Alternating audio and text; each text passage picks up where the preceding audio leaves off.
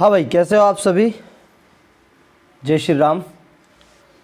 मंगल भवनिया मंगलहारी,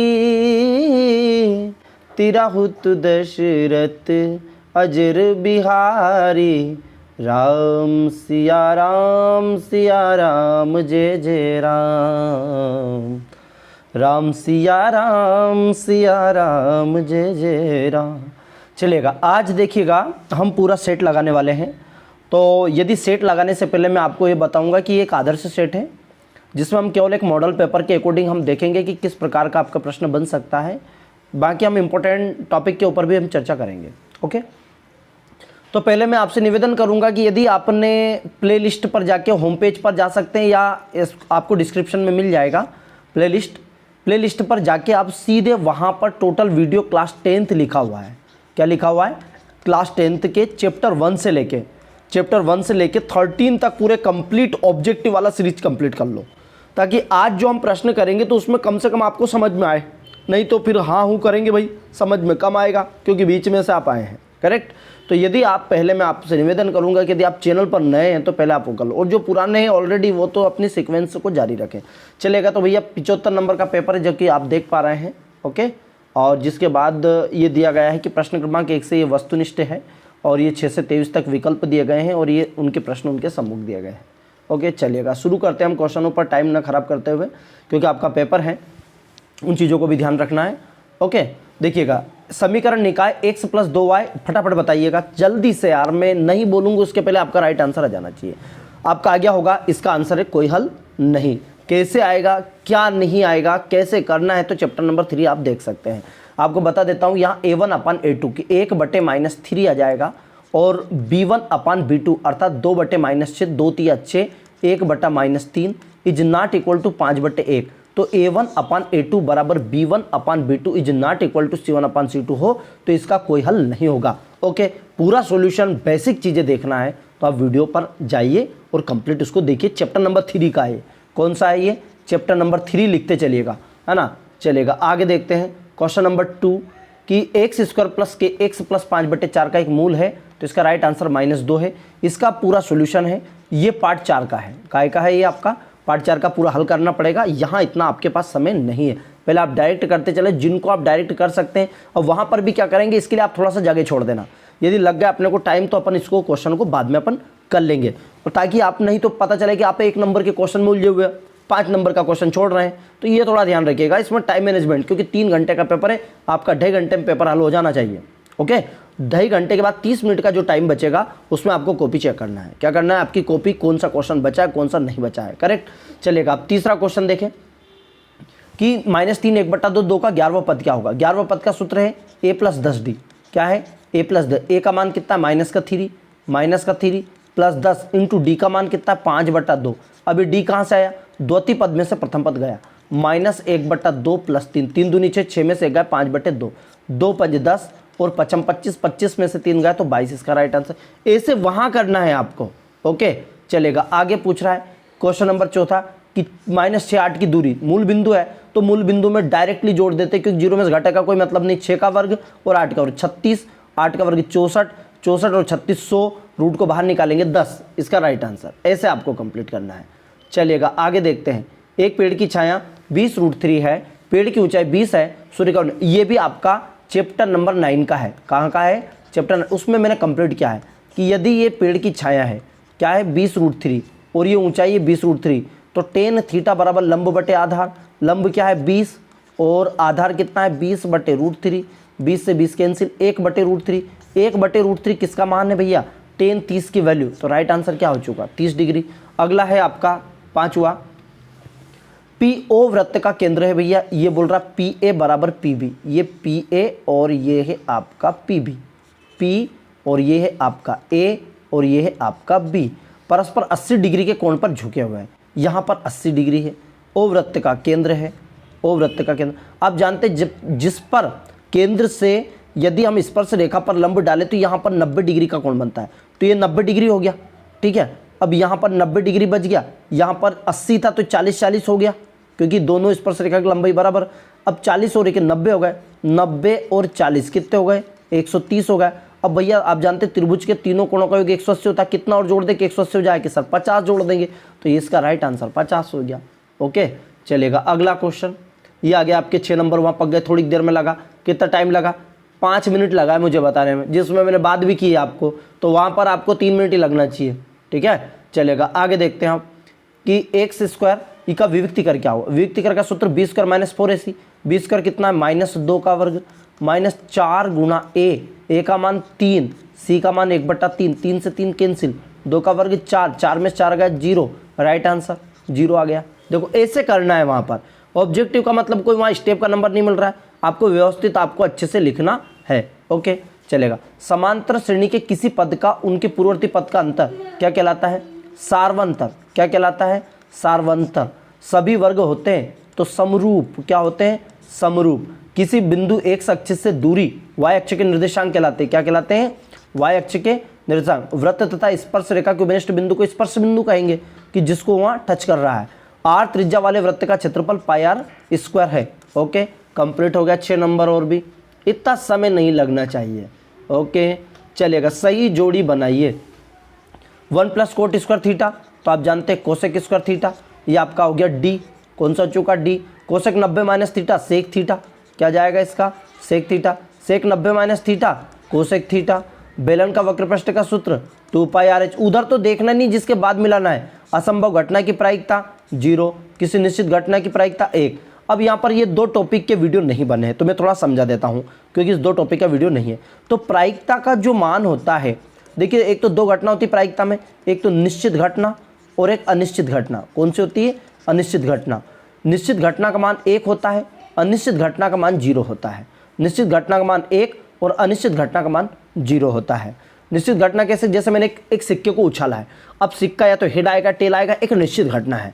कल वर्षा होगी या नहीं होगी, यह निश्चित घटना है, हो भी सकती है नहीं भी हो सकती है, तो निश्चित और अनिश्चित में अंतर पता होना चाहिए। दूसरा कि पीई होने की घटना और पीई नॉट नहीं होने की घटना का मान 1 होता है। तीसरा कंडीशन कि प्रायिकता का मान 1 से अधिक नहीं हो सकता, प्रायिकता का मान 1 से अधिक नहीं हो सकता, या तो 1 के बराबर हो सकता है या 1 से कम होगा, ऑलवेज 1 से कम होता है या 1 के बराबर। बात क्लियर है। ओके तो 3 इंपॉर्टेंट फैक्ट आपको प्रायिकता के लिए रखना है। आगे चलते हैं हम क्वेश्चनों पर। आपसे पूछा है एक वाक्य में उत्तर, 6 नंबर का है ये भी, कि 3 और 12 का एलसीएम, तो ये याद है आप 3 और 12 इस तरीके से निकाल देंगे, एलसीएम निकालेंगे तो एलसीएम कितना जाएगा इसका, 12 आ जाएगा। क्या देखिए 3 × 12, 12 × 12, जिसमें पूरा भाग जा रहा है। अब इस पर देखो कि x + 1 का होल स्क्वायर क्या द्विघात समीकरण है, तो हाँ द्विघात समीकरण है। कैसे, आपको ये भी समझ में आना चाहिए क्यों है ये, कि यहाँ पर जब हम इसको तुलना करेंगे तो x + 1 का होल स्क्वायर 2x - 3, द्विघात समीकरण उससे कहते हैं जिसकी अधिकतम घात 2 हो।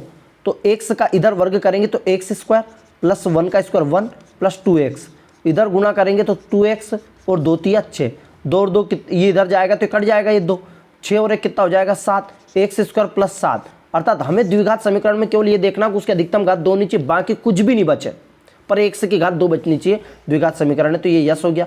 तीसरा देखो भैया आगे, किसी ABC की माध्य का AD हो तो अपोलिनियस प्रमेय बोलते हैं इसको। बिंदु x1 y, ये आपको चैप्टर नंबर 6 में मैंने कराई है भैया, 6 में आप वीडियो देख सकते हैं, पार्ट 6 मैंने स्टार्टिंग में कहा, यदि आपने नहीं देखा तो पहले उसको कंप्लीट आप देख लो। ओके अब देखो बिंदु x1 y1 का मध्य बिंदु के निर्देशांक ज्ञात करो, तो x1 + x2/2 और y1 + y2/2। वहाँ रेखा क्या कहलाती है, जो हमारी आंख से सीधे भूमि के समांतर होती है, क्षैतिज रेखा।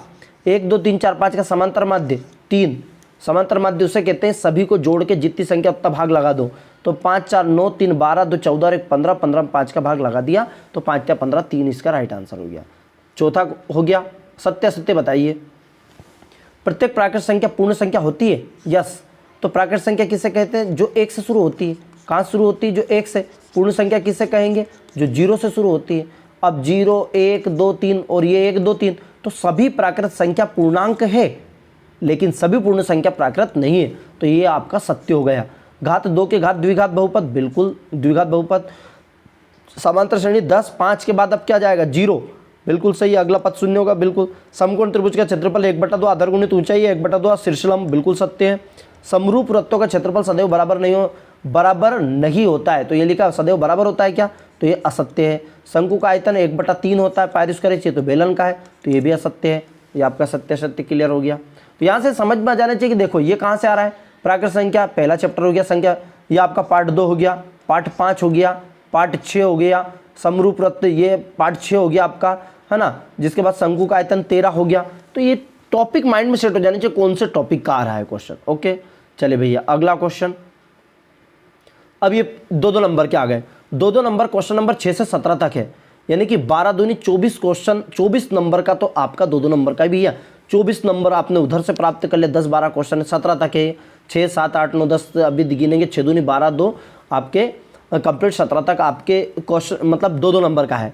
अब आपने 30 तो इधर प्राप्त कर ही लिया, 30 तो यहाँ से ले आएंगे आप और 24 वहाँ से ले आएंगे। कितने हो गए, 4, 3 और 2, 5, 54 नंबर तो हो गए। 75 में से बचा है क्या मेरे भैया। यदि 20-25 आपको उधर से मिल गया, 20 ही मिल गया, आप कितने भी निठल लो तो भी 20 नंबर तो आपको मिलेंगे। ऑब्जेक्ट तो 4 हो गया, 5 2 7 74 नंबर तो यूं ही बन गया आपका ऑब्जेक्टिव से ही। 2-2 नंबर ऑब्जेक्टिव में आता है। क्या बात है क्लियर। चलो भैया अब 2 क्रमागत धनात्मक पूर्णांक का गुणनफल 2 से विभाज्य है, तो इस कथन सत्य सत्य, तो इसका अथवा कर दो। आपको ये देखना है पूरे प्रश्न में कि सरल से ये नहीं देखना है सरल कौन सा है, आपको ये भी देखना सरल के साथ में समय किसमें कम लग रहा है, क्योंकि नंबर तो आपको बराबर मिलेगा ना। अब 38,225 आप ऐसे निकाल सकते हैं, याद है। चलो जल्दी से, ये आपको मैंने कराया है, वीडियो में कंप्लीट मिल जाएगा। कंप्लीट करके मुझे कमेंट करके बताओ, पूरा लिखित में देना भैया। अब ये 2 क्वेश्चन है कि सर इसमें से कैसे पता चलेगा कौन सा करना है, तो भैया इसमें से आप पहला कर दो, सरल पड़ेगा। ये इसमें एलसीएम सरल तो ये पड़ेगा, पर एलसीएम एक पेज का जाएगा। अब यहाँ पे क्या है, एलसीएम आप जानते हैं कि एलसीएम गुणित एचसीएफ बराबर पहली संख्या गुणित दूसरी संख्या। एलसीएम देखो कितना दिया, नहीं दिया है। एचसीएफ कितना दिया है, 9 दिया है। पहली संख्या कितनी दी है, 306 दिए। दूसरी संख्या कितनी दी है, 657 दिए। 9 कहाँ चला जाएगा, बटे में, तो ये 9 गया यहाँ से, 9 से इसको काट दो, 9 तिया 27, 9 तिया 27, कितना बच गया, 3 9 चौके 36। अब इसका गुणा कर दो, ये राइट आंसर, 2 नंबर मिल गया। हटाओ, ऐसे आपको करना है। 8वां देखो, 8वें में कौन सा क्वेश्चन करना चाहिए जो आपको उचित लगे, या तो आप ऊपर का कर सकते हैं या नीचे, दोनों पार्ट 2 के हैं। x² - 3, या तो इसको व्यवस्थित कर लो इसको कि 6x² - 7x - 3 कि गुणा करने पर वही 6 × 18, गुणा करने पर 18 आना चाहिए, जोड़ने घटाने पर -7, तो 9 दूनी 18। फटाफट करके बताओ। x² - 3 ये भी सिंपल है, इसको आप लिख सकते हैं x² - √3 का वर्ग लिख सकते हैं, तो a + b 1 + -√3 इसके आंसर आ जाएंगे। अब एक तो जांच भी करना है, तो जांच आपको कंप्लीट करके करना है। 9वां क्वेश्चन देखिए, फटाफट करो भैया। देखो 9वां क्वेश्चन दिया है कि एक द्विघात बहुपद जिसके शून्यांकों का योग और गुणनफल 1 है, इसका सूत्र बताया था मैंने, x² alpha + beta x alpha × beta. ये आपका द्विघात बराबर 0 मत लगा देना, नहीं तो समीकरण हो जाएगा, बहुपद की बात है ना। चलिए फटाफट मान रखो, इसमें कंप्लीट कर दो भैया। ये सब कराए गए हैं क्वेश्चन, पहले आप उनको देख लीजिए। अब यहाँ 2 क्वेश्चन दिए गए हैं, है ना। अब यहाँ देखो कि भैया सरल का मतलब टाइम किस में कम, या तो इसको कर दो, ये 2 संख्या का अंतर, तो x - y बराबर 26, एक दिया है x बराबर 3y, ये समीकरण का मान इसमें रख दो, तो x का मान 3y, ये उठ के यहाँ चला जाएगा, तो 3y में से एक गया तो y 2y, देखिए 3 में से एक y गया तो 2y हो गया, 2y बराबर 26, 2 से काट दिया, y का मान 13 आ गया। अब एक 13 है तो 13 × 39, दूसरा मान 39 हो गया, तो एक तो 39 है, एक 13 है, राइट आंसर। थोड़ा सा समय लगेगा, आप नहीं कि मेरे बराबर ही करें, आप स्पीड से करो और थोड़ा फाइंड आउट करो फटाफट। इसको कर सकते हैं कि 2x² के x + 3 के k बराबर 0 है, तो यहाँ d के बराबर 0 दिया है, तो आप ऐसा कर सकते हो, d बराबर 0, आप b² - 4ac k² minus b² हो गया 4 × 2 × 3 बराबर 0, 4 दूनी 8, 8 × 24, k² इधर गया तो ये प्लस का हो गया 24, इधर से वर्ग हटा, इधर रूट लग गया 24, 6 × 24, इसको 6 × 4 लिख सकते हैं, 4 को रूट से बाहर निकाल सकते हैं 2, तो k का वैल्यू आ गया 2√6, बस ये आंसर हो गया। कोई सा भी कर दो, या तो पहला कर दो या सेकंड कर दो, सेकंड भी सरल ही दिया गया है। अगला देख लो भाई 12वां, ये करो आप, AP के कितने गुणज है, तो ये a का मान 21 दे दिया, a का मान 21 है ना, और d का मान देखो, जिनको सूझ नहीं पड़ रहा है पहले प्लेलिस्ट में जाके वीडियो देख लो तो ही सूझ पड़ेगी, नहीं तो हम यहाँ बेसिक की तो बात ही नहीं कर रहे, हम केवल क्वेश्चन सोल्व कर रहे हैं, है ना। 21 18, d की वैल्यू -3 है और an का मान -81 है, मान रख दो फटाफट, a + an - 1 × d मान रखो फटाफट और आंसर लेके आओ इसमें, चलेगा। अगला क्वेश्चन है 13वां, ये भी आपका थेल्स थ्योरम का है और थेल्सी का विलोम दिया गया है AD/DB, तो ये तो हम प्रूव कर चुके हैं। अरे बटा बड़े बटा सड़े वाले में किया था कि ये ABC है, तो ये आपको AD/DB ये दिया गया है AD/AB, ये आपको प्रूव करना है और AE/EC। चलो जल्दी से कर दो, और नहीं आता है तो ये बताना भी है ताकि आपको अगले वीडियो में कंप्लीट ये मिल जाएगा। 14वां क्वेश्चन, इन दोनों में से समरेखी है या एक्स अक्ष का निर्देशांक कितना होता है x0। A की वैल्यू कितनी दी है 2 - 5 और B की वैल्यू दी है -2 और 9। अब आप जानते हैं ये P का मान, ये A का मान, ये B का, तो PA बराबर PB, बस ये रखना है आपको। करेक्ट है, चलो जल्दी करो फटाफट। 14 हो गया।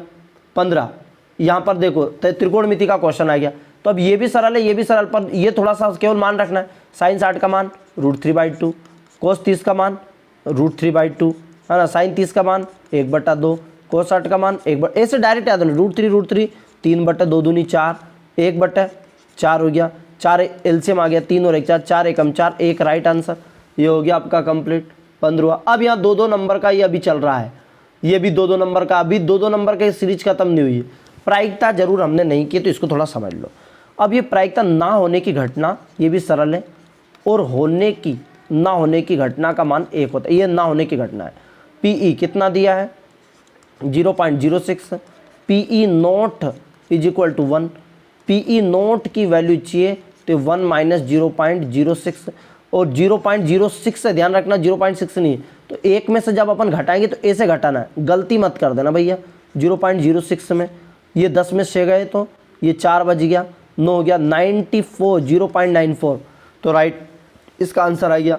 ओके चलेगा। अगला 17वां, ये भी देखो प्रायिकता का आ गया कि खिलाड़ी रेशमा, अब यह थोड़ा शानदार क्वेश्चन है कि संगीता और रेशमा टेनिस एक मैच खेलती है।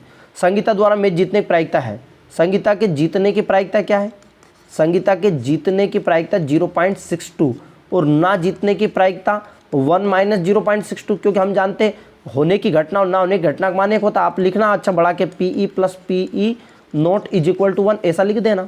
1 में से इसको घटाएंगे तो आ जाएगा 0.38, ये संगीता के ना जीतने की प्रायिकता।